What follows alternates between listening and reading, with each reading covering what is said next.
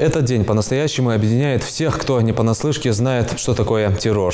Погибших от рук террористов и незаконных вооруженных формирований поименно помнят в Ингушетии. Потому День солидарности в борьбе с терроризмом для нас дата особая. Мы не забудем события июня 2004-го, нападение на Назрановское РОВД в 2009-м, покушение на главу Ингушетии. За всем этим стоит страшное и бесчеловечное лицо террора. Самые громкие преступления и что постигло тех, кто проливал кровь наших земляков, в репортаже Мадины Пугоевой.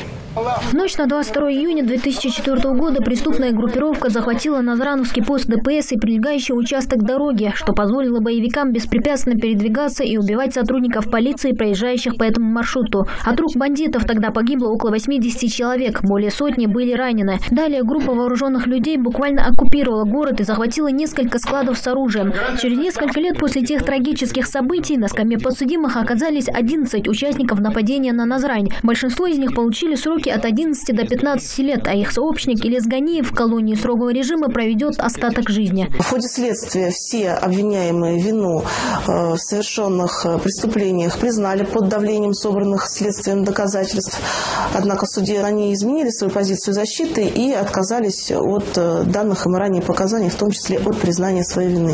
Перед судом предстал и Али Тазиев, он же Магас. На его совести еще одно громкое преступление – нападение на главу республики Юнусбека Евкурова, в результате которого погибло 2 человека. А сам Юнусбек Евкуров с тяжелыми ранениями был доставлен в одну из московских клиник. Ему предъявлено обвинение в совершении вооруженных нападений в июне 2004 года на объекты правоохранительных и военных структур на территории Республики Ингушетия, а также убийство сотрудника правоохранительных органов, в том числе убийство исполняющего обязанности министра внутренних дел Республики Ингушетия.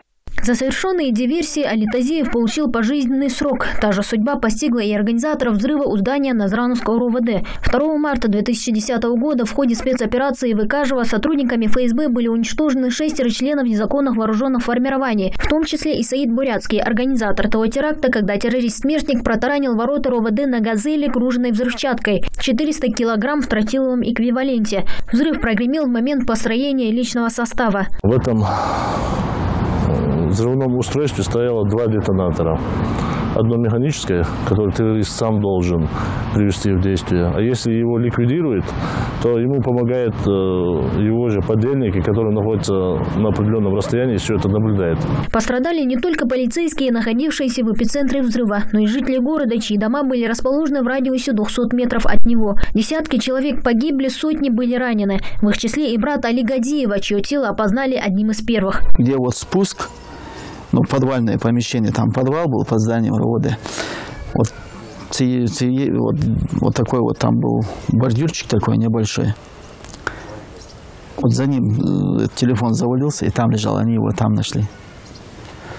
Ну и потом впоследствии там выяснилось, что вот где он сам, фрагменты тела его, именно вот в этом месте тоже вот они его первым вытащили, цифру 1 присвоили, номер 1. Но на этом череда терактов на территории Ингушетии не закончилась. Спустя 3 года в Сагапшах произошел взрыв во время похоронной процессии, на которую собрались родные, близкие и коллеги погибшего накануне от рук боевиков сотрудника полиции. В результате этого теракта погибло 7 человек, еще 15 получили ранения. В момент взрыва двор Кориглах был полон соболезнующих, а отец погибшего полицейского готовился к чтению заупокойной молитвы. Я вообще представления не имел, что это такое. Потом, когда уже более-менее пришел в себя, понял, что это там очень мощный взрыв был. Люди стояли на намазе, на них мясо живое падало, люди падали в обморок. Совершенно здоровые люди. Первоначально в совершении теракта подозревали Хамзата Альдиева, жителя Сунжинского района Ингушетии. Но результаты экспертизы ДНК показали 95% совпадение с ДНК родственников 29-летнего Хусейна Идилова, уроженца Чеченской республики, сына бывшего начальника Аргунского РОВД Хамзата Идилова. На популярном видеохостинге следователи обнаружили запись, на которой видно, как участники незаконного вооруженного формирования, и среди них Хусейн Идилов, занимаются подготовкой взрывного устройства, возможно, того самого, которое было использовано при совершении теракта в августе 2012-го. Этих людей очень прошу, чтобы они остановились, чтобы они безвинных людей не губили, не расстреливали, не сжигали. Это же вообще, там, если этот день посмотрели бы вы, Это ужас был, ужас. Я не желаю это, никому не желаю такой день. Организатор этого теракта Доку Умаров в итоге тоже получил возмездие за содеянное. Доказательства его смерти позже разместили в сети интернет как убедительное свидетельство того, что ни одно совершенное членами НВФ преступление не останется безнаказанным, сколько бы времени ни прошло и где бы они ни прятались. Мадина Пугоева, Новости 24.